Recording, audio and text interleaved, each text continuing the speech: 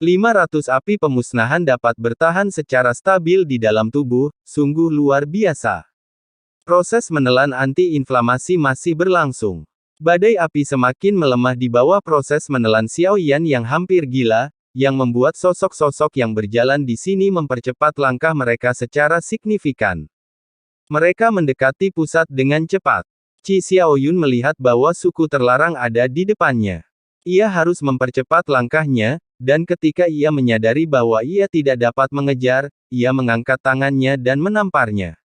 Kalian, seperti kecoa api, pergilah ke neraka. Qi Xiaoyun tidak dapat menahan diri. Dan suku terlarang meninggalkan 2 atau 3 orang untuk melawan, dan yang lainnya terus bergerak maju. Sial, ini semua salah orang ini. Jelas, badai api di sini membutuhkan api pemusnahan untuk melawan. Jika tidak, mereka tidak bisa sampai di sini sama sekali. Melihat bahwa mereka semakin dekat ke pusat, Qi Xiaoyun pasti akan selangkah lebih lambat. Ia tidak dapat menghentikan kelompok orang terlarang ini dan hanya dapat terus menyerang dan mengganggu mereka dari kejauhan.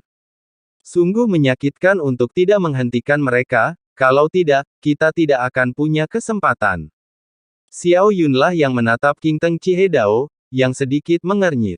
Dia berpikir apakah dia harus mengambil tindakan, tetapi tampaknya jika dia tidak mengambil tindakan sekarang, itu akan merugikan mereka. Kekuatan jiwa King Teng Sujin tiba-tiba menyebar, dan busur tak terlihat muncul di tangannya. Dengan kekuatan jiwa, itu berubah menjadi pedang tak terlihat. Hujan pedang tak terlihat menembak lebih dari selusin tokoh klan cermin. Mereka tidak dapat menghentikannya dan semuanya ditembak oleh hujan pedang jiwa King Teng, dan tubuh mereka dalam keadaan panik. Melihat ini, Qi Xiaoyun senang. Dia segera mempercepat langkahnya dan ingin memanfaatkan kesempatan ini untuk melampaui kurungan. Tetapi pada saat ini, jiwanya tiba-tiba bergetar hebat. Rasa sakit yang parah membuatnya tampak pingsan dan matanya kabur. Pada saat ini, dia hanya menoleh.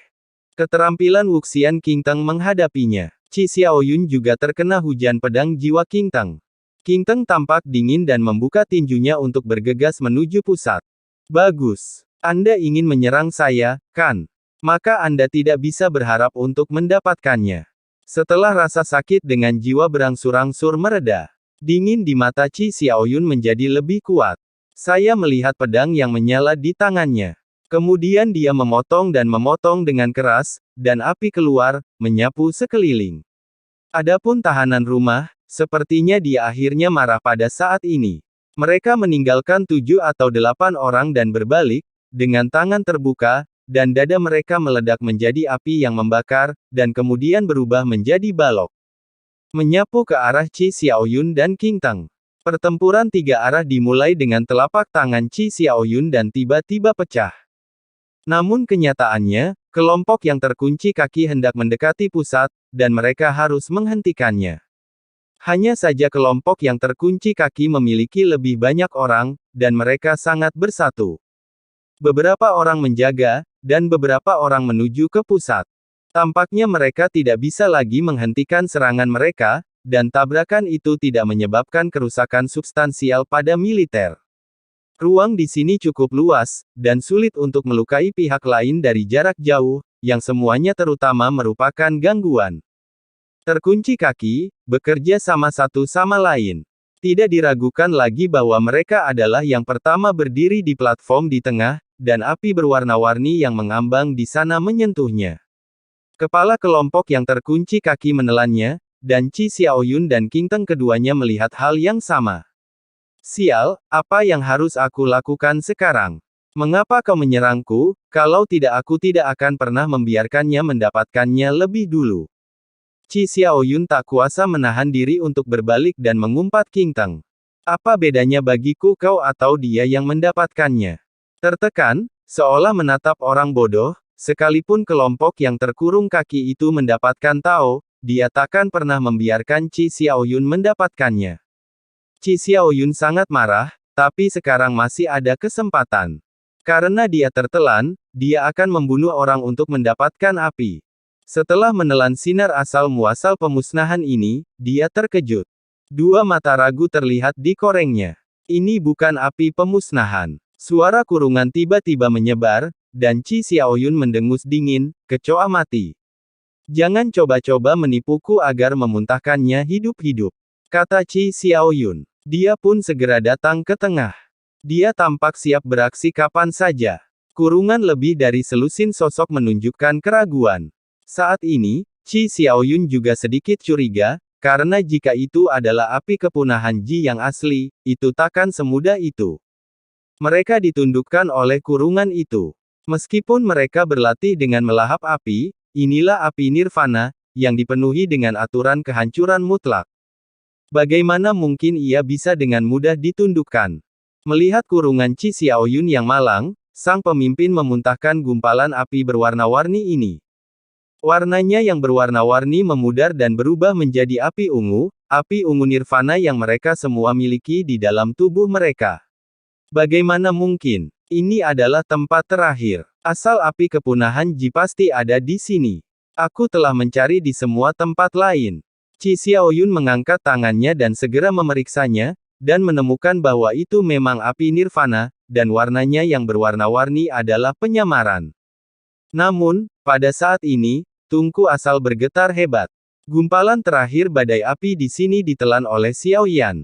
Pada saat ini, tubuhnya berisi 1000 api pemusnahan penuh. Sosok Xiao Yan berubah menjadi sosok biasa. Tidak ada tekanan sama sekali di sini. Tungku asal kosong. Tidak ada apa-apa. 1000, bukankah itu cukup? Asal di tengah itu palsu. Xiao Yan telah merasakannya ketika dia datang ke sini, tetapi dia tidak pernah berpikir bahwa setelah menyerap begitu banyak api ungu, itu masih belum benar, tetapi arahnya seharusnya benar. Sosok Xiao Yan jatuh ke tengah, dan semua mata di sini tertuju pada Xiao Yan. Kau berani menyerap vitalitas kami dan mencari kematian. Pertempuran cahaya sengit di makam Qi Xiaoyun. Lapisan ketiga cermin 9 yuan yang terpancar dari tubuh Xiao Yan, kebanyakan orang akan menganggapnya enteng, tetapi mereka tidak berani bertindak gegabah, lagi pula, mereka melihat tubuh Xiao Yan yang setinggi jutaan kaki, dan mereka.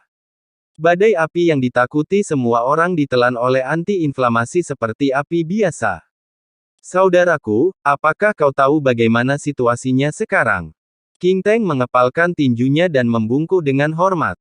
Serahkan semua api ungu pemusnahanmu. Ini adalah api kematian sensi.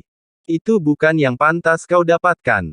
Xiao Yan menatap Qi Xiaoyun dan orang-orang terlarang, tetapi dia menatap King Teng dengan tatapan yang sedikit lebih ramah. Bagaimana jika aku bilang aku tidak mau, dengan nada sombong seperti itu?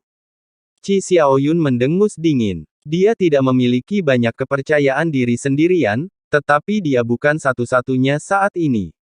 Selama 3 kekuatan bergabung, dia tidak takut. Begitu suara itu jatuh, api 3 warna di belakang Xiao Yan melonjak keluar, dan kekuatan spiritual jiwa Sujing langsung menyelimuti tempat itu. Aku telah membunuh banyak orang tingkat 4 sepertimu. Suara Xiao Yan keluar dengan muram. Qi Xiaoyun merasakan kekuatan yang menindas, yang mengejutkan pikirannya. Adapun kata-kata, membunuh banyak orang di tingkat keempat, kata-kata itu secara alami diucapkan oleh Xiao Yan untuk mengintimidasi Qi Xiaoyun.